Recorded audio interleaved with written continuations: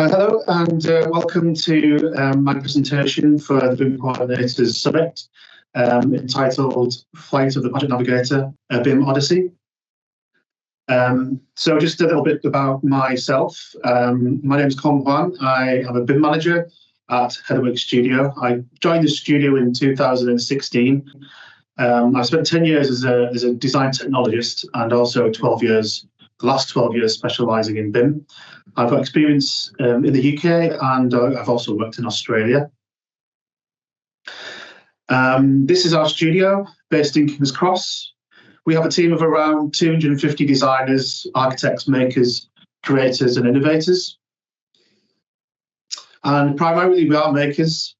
The workshop is at the very heart of the studio, which means that handcrafting and form making, materiality plays an important role in our designs. We've got a very diverse portfolio of projects. We've designed everything from pavilions and parks to perfume bottles and airports. So let's talk a little bit about the team and how the BIM team fits into this world. So as I said, we were a team of around 250 designers. And 30 years ago, our founder, Thomas Hedwick, founded the studio and started off the studio by designing products and furniture. We've steadily expanded into other areas of design and the built environment, including kind of workspace, arts and museums, healthcare and residential. We've also dipped our toes into kind of landscape design, urban design and iconic landmarks as well. So in terms of BIM, you can see that we're kind of not needed for every single project in the studio, given the kind of the breadth of projects that we do. So really only for kind of architectural projects that have some BIM requirement. So the BIM team needs to be quite compact and agile. So we vary between kind of 3 to 6 team members supporting around 6 to 8 projects at any one time. And then the BIM team itself is supported by our head of BIM, Alfonso Monedero, who is responsible for kind of overall strategic direction of BIM in the studio to ensure that it aligns with our core values and overall strategic aims as a business. So I wanted to start off by kind of comparing a designer's journey to a BIM coordinator's journey on a project, to understand why we need to kind of develop this framework. And so for a designer, usually on a project, you expect it to follow a usual path, but our projects generally kind of follow quite an unusual road. So usually we think of projects starting off here and following kind of like a linear path. But the studio really encourages an iterative design process. So we start off with an idea, we progress it to a certain point, but then the designers may loop back and come back to a previous idea and start to develop that. Then they might decide to develop a new idea, but then decide that that's not the right path, and loop back again to another iteration of the design and begin to develop that. So this goes on and kind of loops back. This kind of looping iterative progress happens over and over again, until the designers get to some kind of resolution point, and then they have that kind of eureka moment, and they reach the all-encompassing idea for the project. So really the design journey looks something more like this. So as you can imagine, this can be quite challenging for a BIM team or a BIM coordinator, kind of waiting in the wings to support the team to model and document their designs in BIM. Usually, in order to allow for a period of documenting design, the team usually implements a design freeze 2 to 3 weeks before the deadline. And you might think that this is where the kind of BIM process starts in the project, but in reality, if that was the case, many projects would be headed for disaster.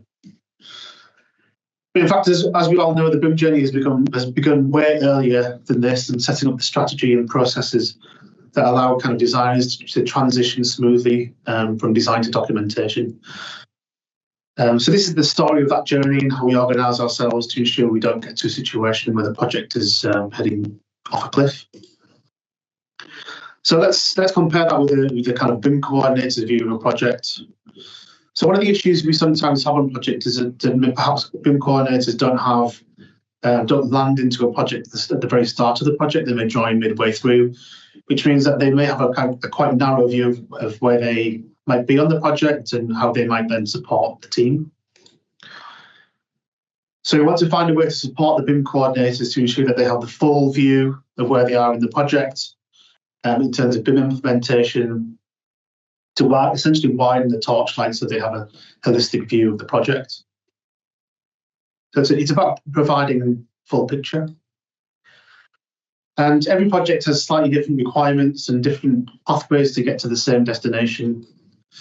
So we felt that we needed to provide the teams with some kind of route map to navigate the project and perhaps provide some shortcuts to get them to the end more efficiently, and perhaps to avoid wasting time taking long turns or dead ends on a project. So we came up with the idea of the BIM Project Navigator. And if any of you are kind of a child of the 80s, I kind of show my age here, then you might remember this movie, The Flight of the Navigator, which provided some loose inspiration for our framework. In the movie, you might remember that a 12-year-old boy finds himself at the helm of a complex futuristic spaceship, something like BIM, and he's able to be guided by his robot assistant, Max. So it was clear to us that every BIM navigator on a project needs a map. So this is our map. We call it the BIM Project Navigator, and essentially we built it in Notion, and it comprises a giant checklist, really of key tasks and links to resources aligned with the key stages of the project. And I'll just go ahead now and take you through some highlights of those sections. So starting off from the beginning, we have our project kickoff section. So some of the key elements of this are kind of making sure that you've set up project BIM dashboards and task lists for resources. Key to kind of setting up the project is making sure that checking to see whether there is a exchange information requirements and a BIM execution plan in place, and ensuring that that's been commented on fully by the team. This image here just kind of highlights how we provide resources to the team. So we've got kind of both internal resources for the project and links on Miro, and then on SharePoint we've got links to our various kind of studio-wide resources. I think one of the key things that's sometimes missed on project kickoff is risk assessment. So I just wanted to highlight, the importance of making sure that you're highlighting any risks that derive from maybe a review of the information requirements from the client. For example, maybe kind of missing BIM survey information, missing development boundary or site information that's kind of key to setting up the project in the early stages. So just try and identify those risks and record them, and they can go into either the overall risk register for the project or into a separate, we have our own template for a BIM risk register, which we can then share with the leadership team. So the next step is kind of model setup. We've got liftoff. And one of the key things that we need to set up on our projects is the project origin, and making sure that all the models are aligned. This is particularly key for us because we do a lot of interoperability workflows between Rhino and Revit. So making sure that those models are aligned is very important. And another key one is to make sure that you're setting up cartoon sets in GAs as early as possible, so the team can start reviewing and kind of commenting on graphics and other aspects of the deliverable. The next section is about kind of collaboration and communication. I think we all know that on very large projects, there can be an awful lot of kind of noise, especially lots of communication flying around. So I think it's really important to set up clear lines of communication, both internally between your leadership teams and BIM team and the design team, making sure you're getting that support from your internal BIM team. And also externally setting up those clear lines of communication between clients and consultants. The next section of the Navigator covers coordination.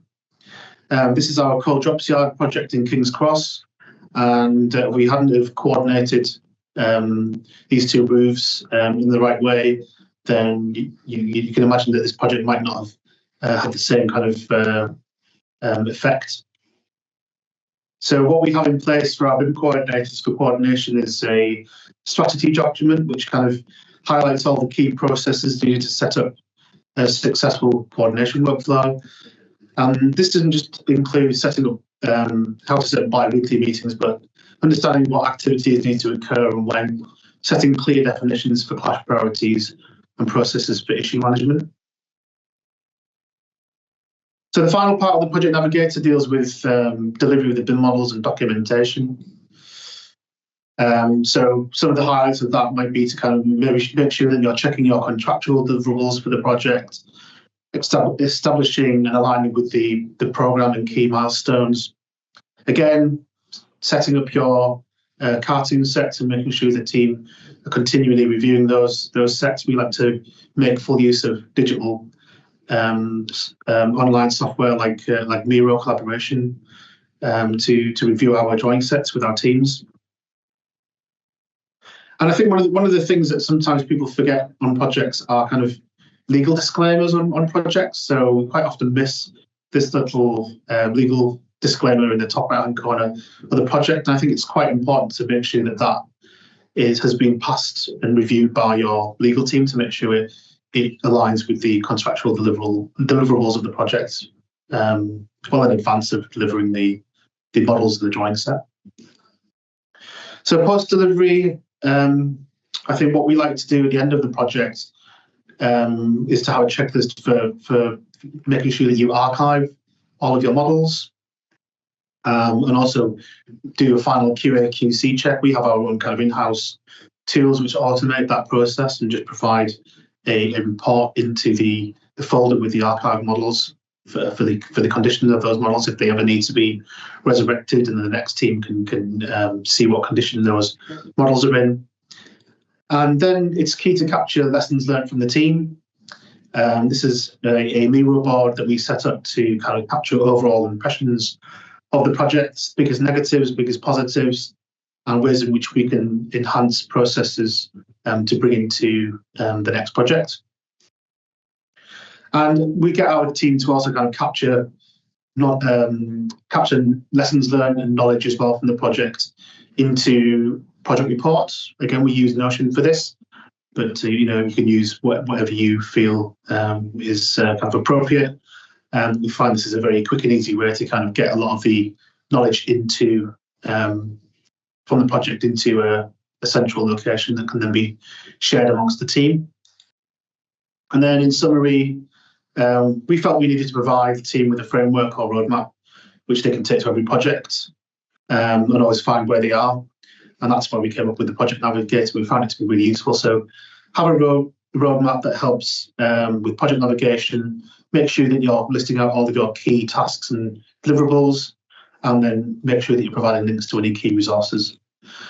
But I'll leave you with this quote from Ralph Waldo Emerson, a famous American philosopher. Try to enjoy the journey as much as the destination. And that's the end of my presentation. Thank you.